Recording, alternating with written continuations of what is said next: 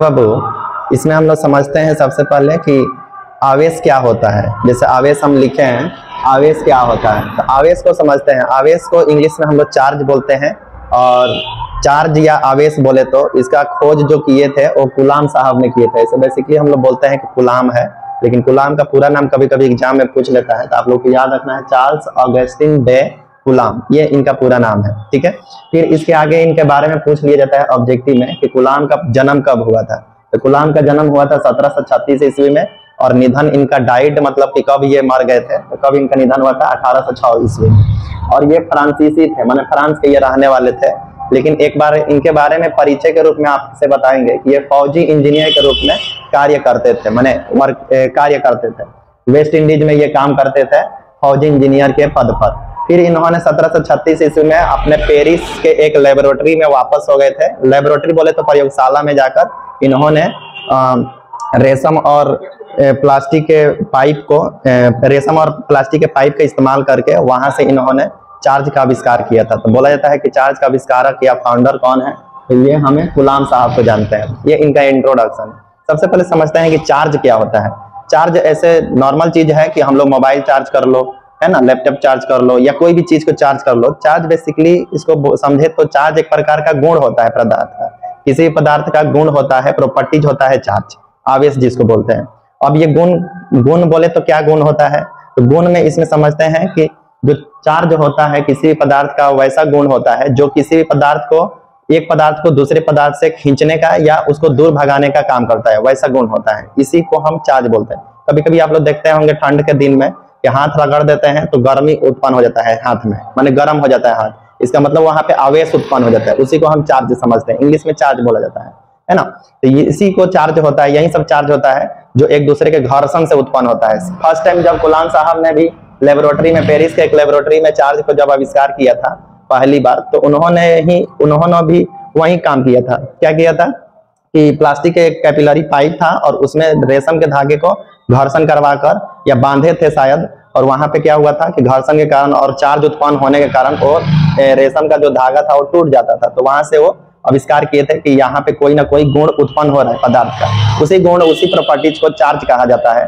Charge को आप लोग के परीक्षा में पूछा जाता है कि चार्ज को किससे सूचित किया जाता है या मात्रक क्या होता है, तो चार्ज का मात्रक होता है कूलाम, जिसको हम सी से सूचित करते हैं, माने डिनोटिंग पॉइंट सी होता है। कैपिटल सी याद रखेंगे, छोटा सी जो होता है वो किसी और का मात्रक होता है। फिजिक्स में थोड़ा बहुत ये सब समझ के चलना पड़ता है।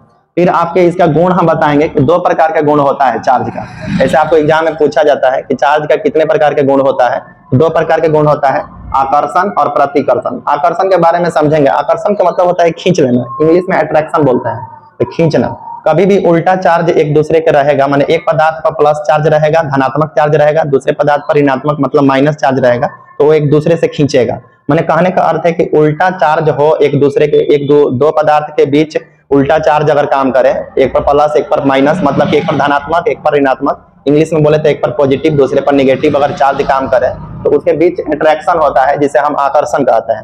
प्रतिकर्षण का मतलब क्या होता है कि दोनों वस्तु या दोनों पदार्थ पर चार्ज सेम प्रकार का होगा। सेम मतलब कि प्लस प्लस का होगा, या तो दोनों बॉडी जो दोनों पदार्थ होगा तो उस दोनों पर प्लस चार्ज होगा या पॉजिटिव होगा, और या तो दोनों पर निगेटिव होगा। दोनों पर प्लस या दोनों पर निगेटिव होगा, उसी को हम क्या बोलते हैं कि सेम चार्ज बोलते हैं। और वो दोनों सेम चार्ज के कारण जो गुण उत्पन्न होता है पदार्थों के बीच, उसको हम प्रतिकर्षण कहते हैं। प्रतिकर्षण को अपने भाषा में समझेंगे तो दूर भगाने का काम करता है। जैसे लड़का और लड़का में प्लस चार्ज माना जाता है, और लड़की में माइनस चार्ज माना जाता है। तो ना लड़की लड़की से सट पाती है, ना लड़का लड़का से सट पाता है, क्योंकि दोनों का सेम चार्ज होता है। हाँ, लड़का के पास प्लस चार्ज है और लड़की के पास माइनस चार्ज है, तो ये दोनों आपस में अट्रैक्ट हो सकते हैं, क्योंकि प्लस और माइनस आपस में खींचता है एक दूसरे से। ये बाबू, अब इसके आगे हम लोग समझते हैं कि कूलाम या उनके द्वारा जो खोजा गया था पदार्थ के गुण चार्ज होता है, उसके बारे में तो समझ लिए। अब थोड़ा सा आगे आप लोग के बोर्ड के एग्जाम में पूछा जाता है, चाहे 10th क्लास या 12th क्लास, दोनों क्लास के लिए इंपॉर्टेंट है कि आवेश का जो खोजकर्ता है कूलाम साहब, इनका नियम लिखिए, इनका क्या नियम था। तो सबसे पहले नियम के बारे में, या थ्योरी भी बोला जाता है, थ्योरी या लॉ ऑफ कूलाम, मतलब कूलाम साहब का नियम क्या था। तो जब वो चार्ज को खोज किए थे तो चार्ज के प्रति नियम दिए होंगे, समझे। तो अब इस नियम के तहत हम लोग समझते हैं कि ये नियम क्या कहता है। सबसे पहले इन्होंने बताया था कि जो चार्ज होता है या चार्ज दो वस्तु होता है, दो वस्तु के बीच अगर चार्ज काम करता है, माने आवेश काम करता है, वो दोनों वस्तु के बीच कुछ ना कुछ बल उत्पन्न होता है। अब वो बल दोनों तरीके से उत्पन्न हो सकता है। जैसे मान लीजिए कि एक बॉडी ये है और एक दूसरा बॉडी ये है, और दोनों पर सेम चार्ज है, माने इस पर भी प्लस चार्ज है, इस पर भी प्लस चार्ज है, तो आपको पहले बता चुके हैं कि रिपल्सन होगा, माने दूर भागेगा, क्योंकि दोनों पर सेम चार्ज है, एक दूसरे के करीब आने की कोशिश करेगा लेकिन ये दूर जाएगा। लेकिन अगर आप दोनों बॉडी को लगे लाने की कोशिश कीजिएगा, ये दूर भागेगा। तो इस तरह से हम लोग समझ सकते हैं कि सेम चार्ज पर क्या होता है कि प्रतिकर्षण होता है। अगर दोनों पर माइनस रहेगा तो भी प्रतिकर्षण होगा। तो इन्होंने क्या किया था कि कूलाम साहब के नियम को सबसे पहले हम यहाँ से समझते हैं। कूलाम साहब ने क्या किया था कि दो प्रकार के बॉडी लिए थे, मतलब कहने का अर्थ है कि एक बॉडी यहाँ पे लिए थे और दूसरा बॉडी यहाँ पे लिए थे, और इन दोनों के बीच में एक दूरी निर्धारित किए थे जो आर है। तो आर को मीटर में निर्धारित किए थे कि ये मीटर में आर होना चाहिए। ये हमारा क्या है, दोनों वस्तु के बीच की दूरी है। ये हमारा क्या दिखाता है, ये दूरी है, और दोनों वस्तु पर कुछ ना कुछ चार्ज है।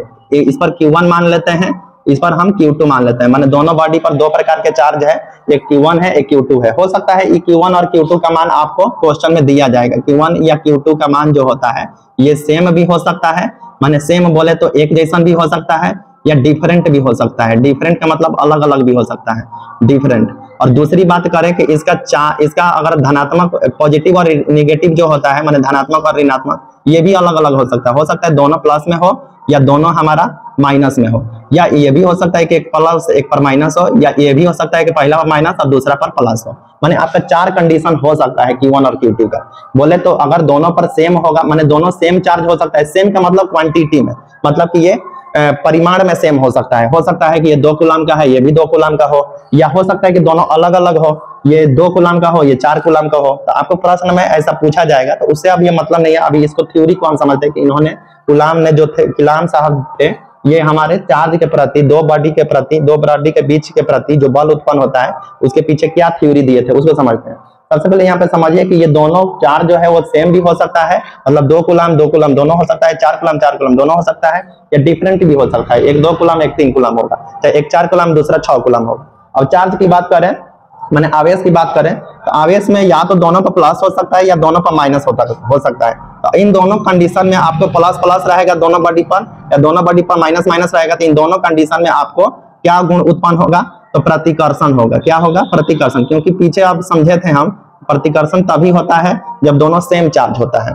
और इन दोनों बॉडी पर अगर एक पर प्लस दूसरा पर माइनस, या पहला पर माइनस दूसरा पर प्लस हो, तो इन दोनों रूप में क्या होगा, आकर्षण होगा। क्योंकि आकर्षण में क्या होता है कि दोनों पर उल्टा चार्ज होता है, माने खींचना होता है इस दूसरे को। तो इस टाइप के आपका Q1 Q2 हो सकता है, तो वो तो आपको प्रश्न में निर्धारित करेगा, लेकिन हम इसको थ्योरी को समझते हैं। तो कूलाम साहब ने क्या किए थे कि 2 प्रकार के बॉडी लिए थे, एक पर Q1 एक पर Q2 चार्ज रखे थे। दोनों के बीच का एक दूरी निर्धारित करके बताए थे कि ये R मीटर का दूरी होगा, और इसके बीच क्या उत्पन्न होगा, तो बल उत्पन्न होगा। तो कूलाम ने बताया था कि कभी भी 2 वस्तु को लेंगे और दोनों पर चार्ज रहेगा, एक पर Q1 और Q2, तो हो सकता है कि दोनों सेम चार्ज हो या डिफरेंट चार्ज हो। अगर चार्ज की दृष्टि से देखें तो हो सकता है कि दोनों पर सेम चार्ज हो, माने प्लस प्लस या माइनस माइनस हो, या दोनों पर डिफरेंट चार्ज हो, प्लस माइनस या माइनस प्लस हो।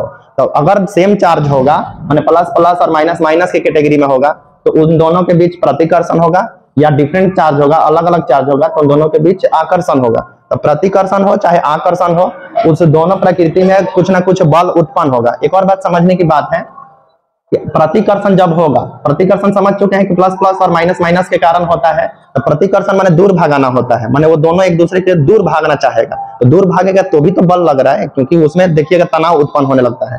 अगर वो दोनों पर डिफरेंट चार्ज होगा तो उसके कारण वो दोनों एक दूसरे के करीब आना चाहेगा जबरदस्ती, और उसको हम जबरदस्ती R मीटर की दूरी पर रखे हैं, फिक्स करके रखे हैं, तो उसके कारण भी एक प्रकार का बल उत्पन्न होगा, जिसको हम आकर्षण बल कहेंगे। तो दोनों कैटेगरी में बल उत्पन्न हो रहा है। तो इन्होंने क्या किया था कि 2 चार्ज को लेने के बाद जब दूरी निर्धारित कर दिए थे, तो इन्होंने बताया था कि इसके बीच एक प्रकार का बल उत्पन्न होता है, जिसे हम कूलामीय बल कहते हैं। और कूलामीय बल के लिए बोले थे, पहला नियम में बोले थे कि जो कूलामीय बल होता है, आप लोग पीछे क्लास में या छोटे क्लास में भी समझे होंगे कि बल जो होता है वो सदिश राशि होता है। बल को F से सूचित किया जाता है, और ये कैसा राशि होता है, सदिश राशि होता है। सबसे पहले सदिश राशि को समझ लेते हैं। सदिश क्या है? सदिश वैसा राशि होता है जिसके पास परिमाण भी होता है, माने इसके पास मैग्नीट्यूड मान भी होता है, और इसके पास दिशा भी होता है, माने दिशा माने डायरेक्शन भी होता है। तो बल सदिश राशि होता है, क्योंकि बल कभी भी एक दिशा में लगाया जाता है धक्का मारने के लिए, क्योंकि एक वस्तु को दूसरे जगह लेके जाना है तो हमें धक्का मारना पड़ता है। बल का जो मात्रक होता है ना, वो न्यूटन होता है। क्या होता है? न्यूटन होता है, क्योंकि इनका जो खोज किए थे, बल को बताने वाले जो आदमी थे, उनका सर आइजैक न्यूटन नाम था। सर आइजैक न्यूटन नाम था, इसलिए इन्हीं के नाम पर इसका मात्रक न्यूटन बताया जाता है, एन से सूचित किया जाता है। तो जो आप अब यहाँ पे समझे कि दोनों चार्ज जो है, इन दोनों चार्ज के कारण कुछ ना कुछ बल उत्पन्न होगा। अब चाहे वो आकर्षण हो या प्रतिकर्षण हो, उसके बीच बल उत्पन्न होगा। उसी बल को कुलामीय बल कहा जाता है। कभी कभी आपसे एग्जाम में पूछा जाएगा कि कुलामीय बल किसे कहते हैं, तो 2 नंबर के लिए आप बता सकते हैं कि कभी भी दो चार्ज को हम लेते हैं और दोनों चार्ज चाहे डिफरेंट कैटेगरी के हो या सेम कैटेगरी के हो। सेम कैटेगरी बोले तो दोनों पर प्लस प्लस हो, या दोनों पर माइनस माइनस हो, या डिफरेंट बोले तो दोनों एक पर प्लस दूसरे पर माइनस, एक पर माइनस दूसरे पर प्लस हो। तो ऐसे स्थिति में जो बल उत्पन्न होता है उन दोनों चार्ज के कारण उसे कुलामीय बल कहते हैं। और कुलामीय बल का भी मात्रक आपका न्यूटन ही होने वाला है, समझे। तो अब ये कुलाम साहब ने इन दोनों चार्ज के बदले क्या बताया था कि जो कुलामीय बल होगा F से उसको दिखाया जाता है।